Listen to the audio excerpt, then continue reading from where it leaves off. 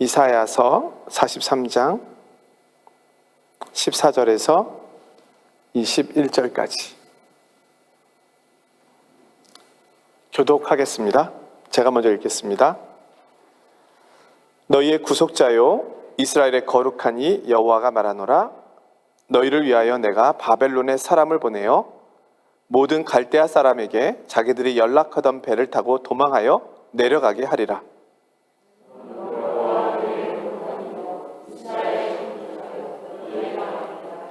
나 여호와가 이같이 말하노라. 바다 가운데의 길을 큰 물 가운데에 지름길을 내고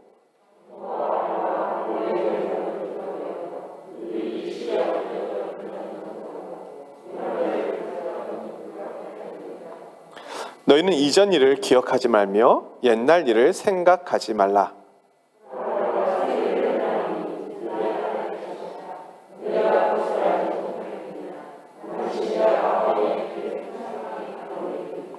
장차 들짐승 곧 승냥이와 타조도 나를 존경할 것은 내가 광야의 물을 사막의 강들을 내어 내 백성 내가 택한 자에게 마시게 할 것임이라. 이 백성은 내가 나를 위하여 지었나니 나를 찬송하게 하려 함이니라. 아멘. 지난 한 주간 새벽 아닌 새벽 같은 네, 아침 기도회를 했는데 한국에 있을 때는 새벽 기도가 5시잖아요. 그러니까 늘 4시 반에는 최소한 일어나서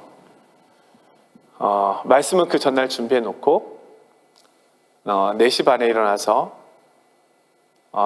교회를 가서 하루를 시작했었는데, 아니 6시 반 이 아침 기도했는데도 이게 습관이 잘 안 돼가지고 저는 1시간 일찍 일어나서 이제 준비를 하고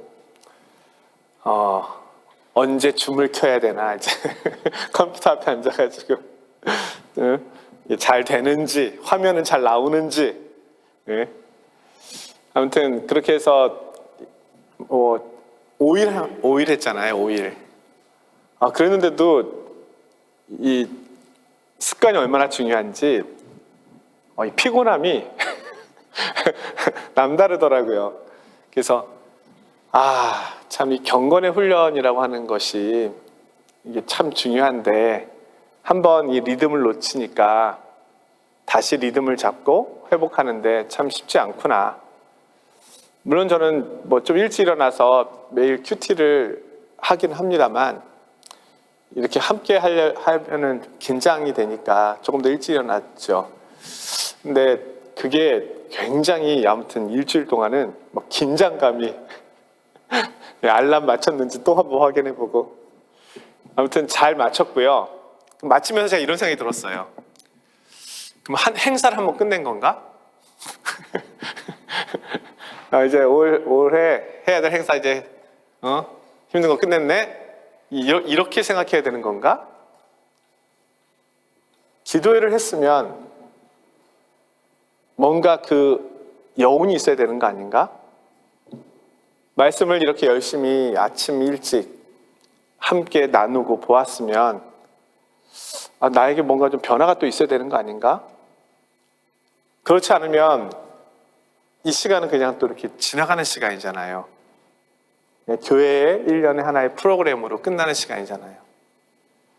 그래서 그거는 아니다. 하나님께서 그걸 원하시겠는가? 이걸 누구에게 보이기 위해서 하는 것이 아닌데, 그래서 바라옵기는 저를 비롯해서 여기 계신 우리 성도님들, 또 우리 온라인 상에서 함께하는 분들, 우리가 매일매일의 경건의 습관들을 쌓아가는 시간, 그것을 이제 내 몸에 배도록, 습관이 되도록 그렇게 해야 한다. 왜냐하면 경건의 훈련은 우리에게 유익이 있잖아요. 우리가 아침을 안 먹고 점심을 안 먹으면 배에서 얼마나 신호를 냅니까? 배고프다, 배고프다, 배고프다. 근데 우리가 하루에 아침에 말씀을 안 보고 점심에 말씀을 안 봐도 영적인 배고픔을 모를 수 있잖아요. 물론 많은 분들이 하고 계신 걸 알고 있지만 이것이 우리에게 정말 일평생 습관이 되도록 하는 것이 우리에게 정말로 중요하겠다. 그것이 그런 다짐을 해볼 수 있는 시간을 갖는 것이 그래도 이 일주일간의 아침 기도회의 목적이 되지 않겠는가. 그것마저 없다면 그냥 물론 하루하루가 말씀을 시작한 시간들이었긴 했지만 이렇게 지나가는 것은 너무 아쉬움으로 남는 것이라고 생각이 됩니다. 그래서 우리 다시 한번 마음에 다짐을 하고 매일 아침 나는 말씀을 먹음으로 시작한다. 말씀을 먹기 전에는 아침을 먹지 않으리라. 네, 다들 그렇게 하고 계시네요. 표정들을 뵈니까. 그런 유익들이 우리 가운데 쌓여가야 되겠다라는 생각을 해봅니다. 오늘 본문 말씀은 우리가 너무 잘 알고 있는 말씀인데요. 특별히 21절 말씀은 너무 잘 알고 있는 말씀이죠. 이 백성은 내가 나를 위하여 지었나니 나를 찬송하게 하려 함이니라. 찬양대에서 굉장히 좋아하는 말씀입니다. 물론 우리 모두가 좋아하는 말씀이기도 하지만 하나님의 구원의 목적입니다. 어떻게 보면 창조의 목적이라고 할 수도 있겠죠. 이 짧은 한 구절에 하나님께서 우리를 지으신 목적, 우리를 창조하신 목적이 나와 있습니다. 그것은 하나님을 찬송하는 것이다.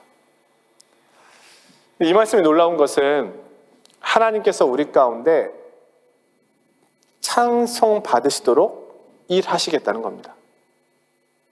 우리를 앉혀놓고 자, 억지로 1절 나를 찬양해, 2절 나를 찬양해, 박자가 안 맞아서 다시 찬양해, 이렇게 한다는 것이 아니에요.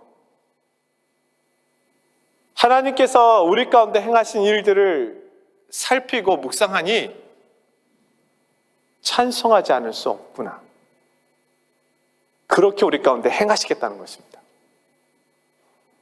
그러니까 하나님의 구원은 변하지 않는다는 것입니다. 우리를 향한 하나님의 신실하심은 변하지 않는다. 그래서 하나님 홀로 영광 받으시도록 찬송 받으시도록 우리 가운데 일하신다. 이것이 구원의 목적입니다. 그러니 우리를 통해서 하나님의 구원이 성취되고 완성될 수밖에 없는 거죠. 그래야 하나님께서 영광 받으실 거 아닙니까? 그러니까 우리에게 구원의 견인, 이걸 이제 우리가 견인이라는 표현을 쓰잖아요. 성도의 견인, 흔들리지 않는 견고함, 우리의 구원의 확실성, 이것을 우리가 어떻게 알 수 있는가? 나의 믿음이 연약해지고 또 나의 상황과 환경이 흔들릴 때 내가 이 구원이 하나님 앞에서 영원하다는 것을 어떻게 확증할 수 있는가?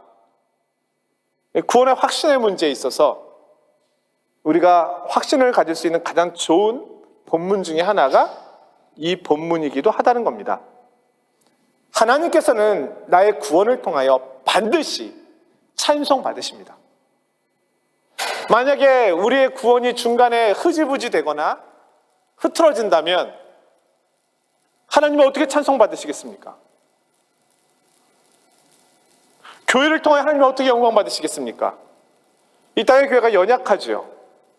왜냐하면 성도들이 연약하니까 당연히 교회도 연약할 수 있죠.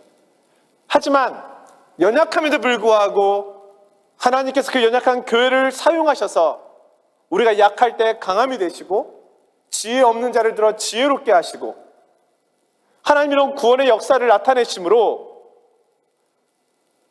교회를 통해 하나님께서 끝내 영광 받으신다는 것이죠. 이것이 우리가 가지고 있는 사실은 흔들리지 않는 소망 아니겠습니까? 하나님께서 지금 이 이야기를 하고 있는 대상은 이스라엘 백성들입니다. 포로기에 있는 이스라엘 백성들. 하나님께서 지금 그들을 향해서 약속하신 가나안으로 다시 돌아가라고 말씀하고 계시고 있잖아요.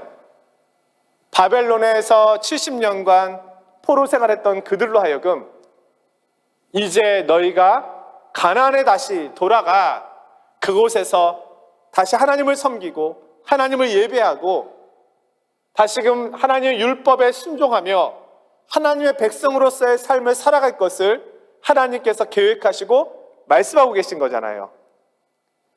근데 이스라엘 백성들에게는 두려움이 있는 겁니다. 왜냐하면 이전에 실패했잖아요. 가나안에서 실패한 역사가 있잖아요. 그러니 다시 실패할 수 있지 않을까, 이런 두려움이 있는 거죠.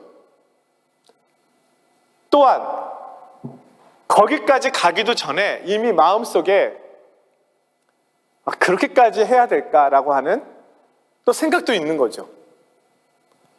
그것에 대해서 하나님께서 지금 계속해서 말씀해 주고 계신 거예요. 우리가 이사야서 40장부터 지금까지 말씀을 보아왔는데 하나님께서 이 주제를 가지고 계속 반복해서 말씀해 주고 계시잖아요. 왜냐하면 그들이 그만큼 연약해져 있으니까요. 하나님께서 자주 말씀하시는 것은 그들에게 다시금 깨우치시고 다시 깨우치시고 다시 깨닫게 하기 위함이잖아요. 우리가 하나님의 말씀을 계속 듣는 이유는 다시 깨닫고 또 다시 깨닫고 알고 있지만 다시 확증하기 위해서 듣고 또 듣는 거 아니겠습니까? 그래서 오늘 14절에 다시 하나님 말씀하시는 거예요. 너희의 구속자여 이스라엘의 거룩한 이 여호와가 말하노라.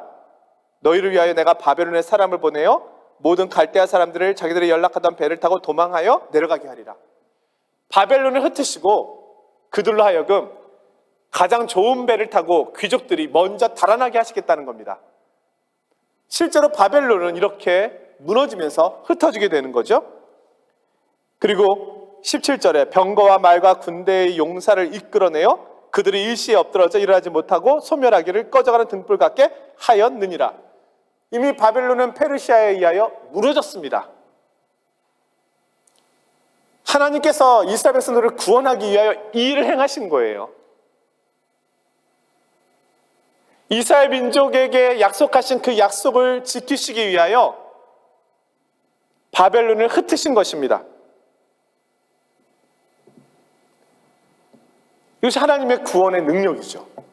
이스라엘을 위해서 이렇게 하셨습니다. 그러니 하나님이 행하신 이 일을 보고 하나님 말씀에 순종함으로 기꺼이 광야와 사막을 가로질러 하나님이 약속하신 그 가나안으로 갈 것을 말씀하고 계시는 거죠. 18절에 보면 너희는 이전 일을 기억하지 말며 옛날 일을 생각하지 말라, 이런 표현이 나오는데요. 이것은 몇 가지 의미가 있겠죠. 이전 일이라고 하면 출애굽을 생각할 수도 있겠죠.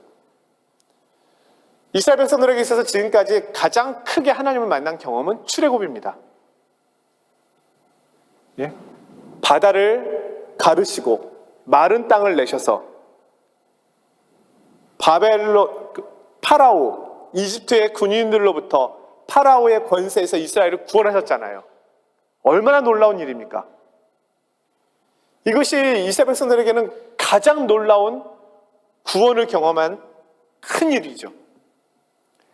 그런데 이전 일을 기억하지 말라고 말씀하시는 것은 하나님께서 이제는 바벨론을 하시겠다는 겁니다. 이것은 출애굽보다 더 크고 놀라운 일이라는 거예요. 그 큰 강대국 바벨론이 무너지고 그들이 강이 아닌 지금은 이제 광야와 사막을 가로질러서 가나안으로 인도하여 내시겠다는 것입니다. 이 바벨론의 역사야말로 이전에 출애굽에 비교가 되지 않을 정도로 놀라운 하나님의 구원의 역사임을 말씀해 주고 계시는 거죠. 또한 이전 일을 기억하지 말라는 것은 하나님께 맞았던 시간들, 아팠던 시간들, 힘들었던 시간들, 특별히 이스라엘 백성들이 출애굽 후에 광야길 동안 40년 동안 사실은 하나님의 말씀에 순종하지 못함으로 인해서 출애굽 1세대가 다 죽잖아요. 그것이 또 출애굽 이후에 이스라엘 백성들에게는 아픔의 시간이죠. 지금 바벨론을 나와서 가나안을 향하고 있는 이들에게 예전의 조상들의 이런 또 시간, 추억들은 그들에게 두려움으로 남아있을 수도 있습니다. 왜냐하면 이들이 가야 될 곳이 또 하나의 광야니까요. 하나님께서 그 모든 것들을 생각하지 말라는 것입니다. 내가 지금 할 일은 새 일이라는 겁니다.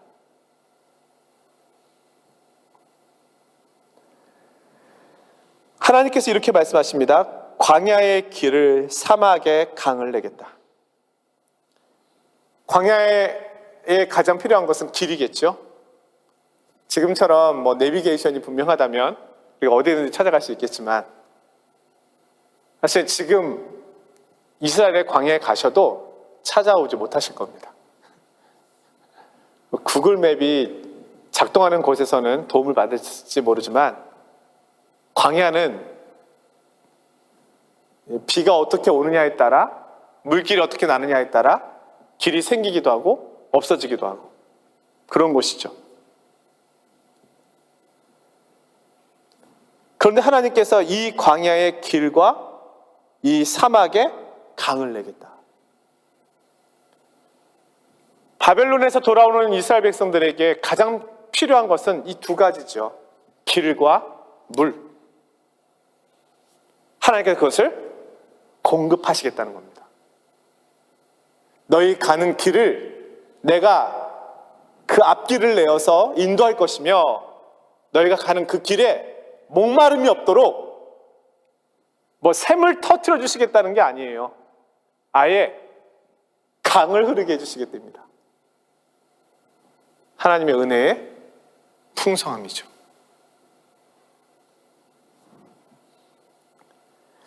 이 20절에는 이렇게 말씀합니다. 이렇게 했을 때 들짐승 곧 승냥이와 타조도 나를 존경할 것이다.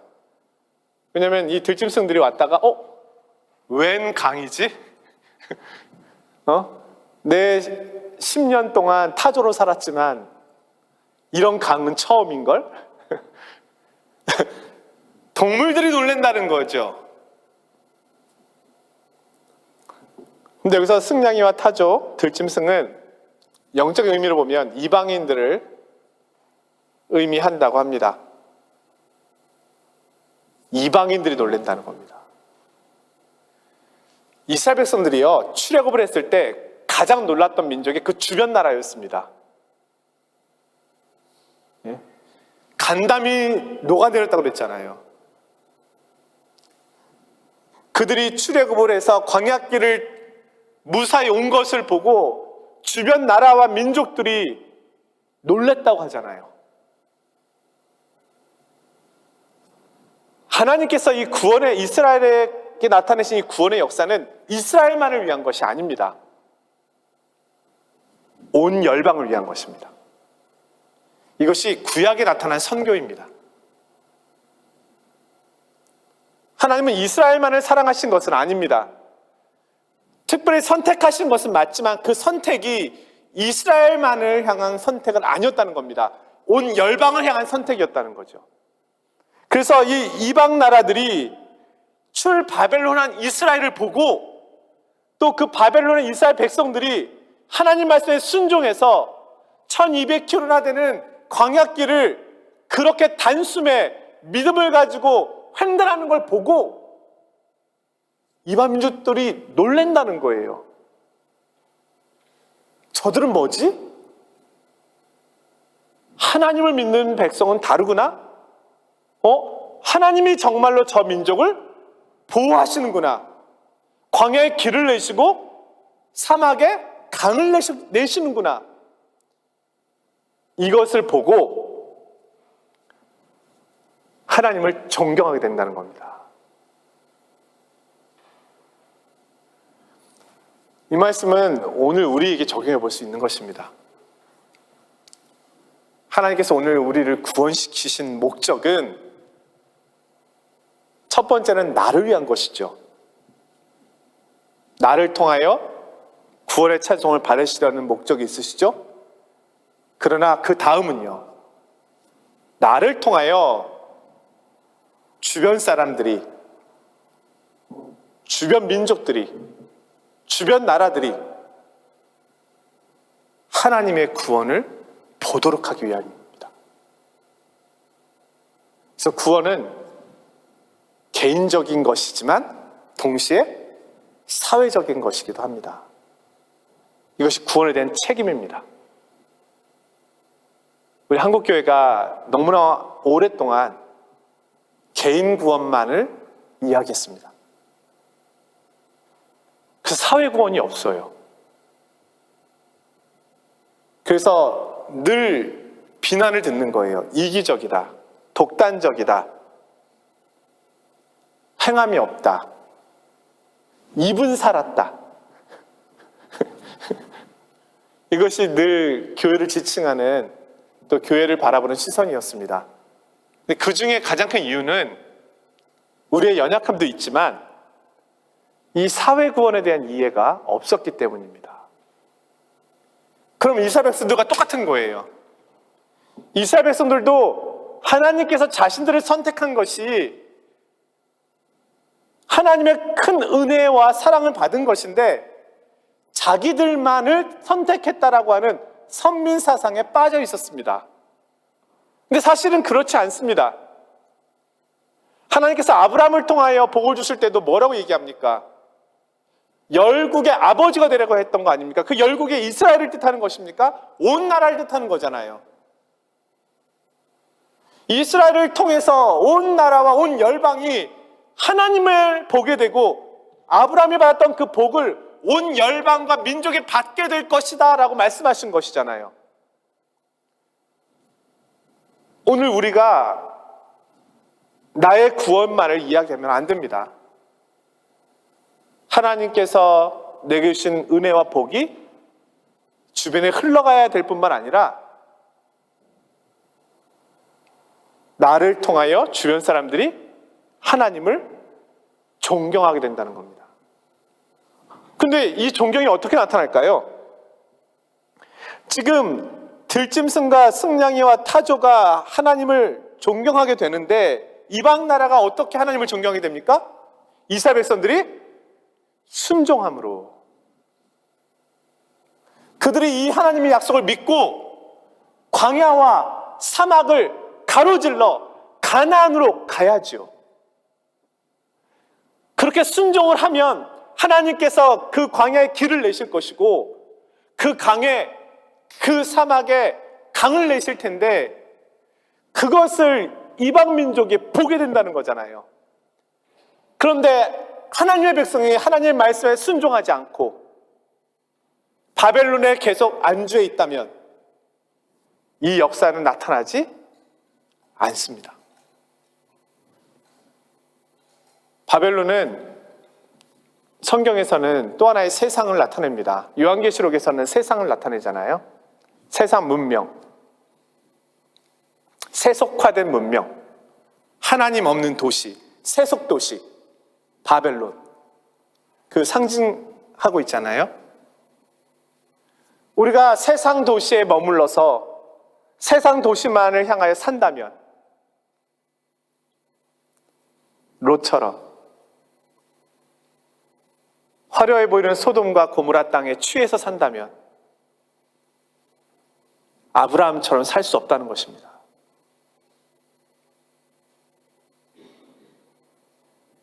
요즘 우리에게 가장 큰 두려움은 사실 저는 코로나, 전쟁, 경제 위기 이런 거는 우리 신앙인에게 가장 큰 위협이 된다고 생각하지 않습니다. 가장 큰 위협은 세속도시 문화입니다. 다른 말로 표현하면 세상과 교회의 경계선이 없다는 겁니다. 이 경계선이 뭔데요? 거룩입니다. 그럼 거룩은 뭔데요? 하나님 말씀대로 살아가는 것이죠. 가나안으로 가라. 그러면은 과감하게 세속도시를 떠나 믿음을 가지고 가는 것이죠. 그러면 거룩하신 하나님께서 하나님의 역사를 나타내시는 거잖아요. 근데 이 순종이 없다면 하나님의 역사가 나타날 수 없으며 이방 나라가 하나님의 영광을 볼 수 없다는 것입니다. 결국 이방 나라가 하나님을 보게 되는 방식은 믿음의 성도가 하나님 앞에 거룩한 백성으로 순종하며 살아가는 모습을 통해서 이방 나라가 하나님을 보게 되고 그럴 때 하나님을 존경하게 된다는 것이죠. 결국 오늘 우리의 역할이 거기 있는 것입니다. 교회와 성도들의 역할은 하나님의 말씀을 따라 말씀 안에 순종하되 세속도시의 모습으로 살아가는 것이 아니라 거룩한 백성의 모습으로 살아가도록 자신을 말씀 앞에 보존하고 지키며 나아가면서 동시에 하나님의 부르심에 순종하는 것입니다. 오늘날 성도들이 가나안을 보며 살아가고 있을까요? 얼마나 될까요? 가나안은 본향이잖아요. 우리가 나온 곳, 하나님의 나라. 우리의 소망이 하나님 나라에 있잖아요. 하나님 나라에 있기 때문에 이 땅의 것에 우리가 만족할 수 없기 때문에 이 땅의 것을 위하여 심지 않고 하늘에 심는 거잖아요. 하늘을 위하여 심고 하늘의 상급을 바라보며 인내하고 이 세상의 영향 아래 들어가지 않도록 몸부림치면서 말씀 가운데로 기도 가운데로 나오는 것이 사실 우리들의 삶의 모습 아니겠습니까? 근데 그렇게 할 때 비로소 승냥이와 타조가 하나님을 볼 수 있습니다. 그것은 오늘 우리의 역할입니다. 많은 선교 신학자들이 왜 우리 주님이 이렇게 안 오실까? 사회적인 분위기나 이 징조들을 보면 이미 주님께서 오실 때가 다 된 것 같은데 왜 안 오실까? 근데 이 선교적 책임이 하나님께 있는 것이 아니라 우리에게 있다는 겁니다. 우리가 더 순종해야 하지 않는가? 우리가 이 세속도시에서 살아가면서 하나님의 백성으로서의 삶을 살아가야 되지 않는가? 물론 우리가 연약하잖아요. 어떻게 하나님께서 원하시는 모습을 살 수 있겠습니까? 어느 누구도 그렇게 살 수는 없죠. 그러나 그렇지 못하기 때문에 기도하는 것이고 그렇지 못하기 때문에 말씀 앞에 나오는 것이고 그렇지 못하기 때문에 씨름하는 거잖아요. 이건 할 수 있잖아요. 우리가 그렇게 할 때 하나님께서 돕지 않으시겠습니까? 우리가 광야길, 하나님이 말씀하신 광야길로 가려고 할 때, 우리가 하나님께서 말씀하고 계신 사막으로 가려고 할 때, 왜요?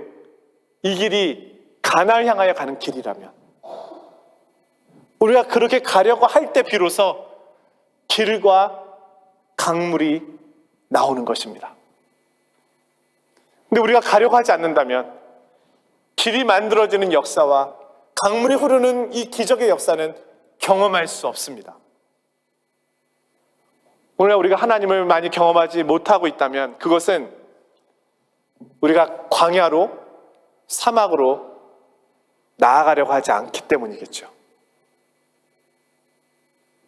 오늘 이스라엘 백성들도 동일합니다. 하나님께서 가라는 거예요. 광야와 사막으로 가라. 가나안으로 가라. 거기서 내가 너희들을 다시 통치하고 다스릴 것이며 너를 향한 나의 계획을 펼쳐보일 것이다. 순종할 것을 말씀하고 있는 겁니다.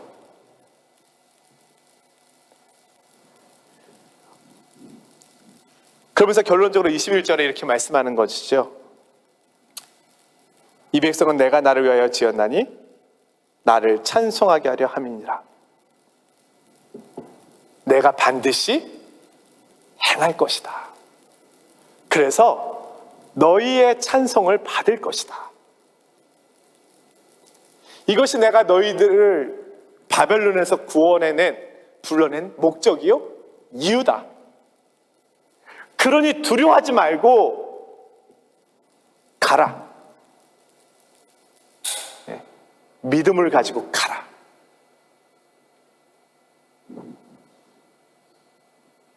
오늘 이 시대를 살아가고 있는 저와 우리 성도님들에게 가장 필요한 것 중에 하나라면 이 약속의 말씀을 믿고 움직이는 담대함의 믿음이 아닌가 싶습니다.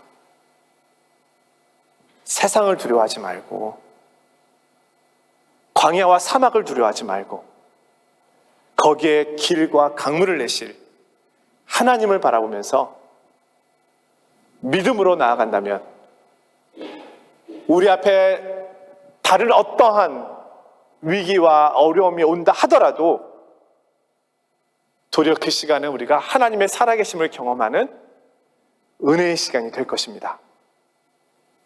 하나님은 살아계십니다. 저와 여러분의 찬송을 반드시 받으실 것입니다. 그렇게 일하실 것입니다. 오늘 이 약속을 믿고 믿음으로 담대히 나아가시는 저와 여러분이 되시기를 주님 이름으로 축원드립니다.